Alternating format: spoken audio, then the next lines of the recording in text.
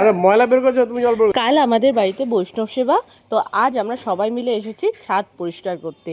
ছাদ পরিষ্কার মানে লোক দিয়ে তো ছাদ পরিষ্কার করানোই হয়েছে, ধোয়ানোও হয়েছিল, তবে তাও তো ধুলো থেকেই যায় না। তাই আমি, মা, ভাই, বরুণ সবাই মিলে এসেছি বাকিটা একটু জল দিয়ে পরিষ্কার করে দিতে।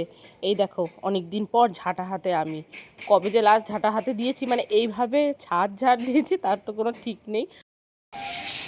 দেখো ঝাড়ু দিচ্ছে, এ ব্রাশ করছে, এ জল দিচ্ছে, জলটা মাঝে মধ্যে গায়ে দিয়ে ফেলছে জায়গায় জায়গায়।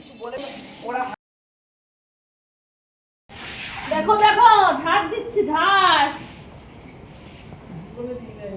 হ্যাঁ না, জীবনে দিইনি আমি।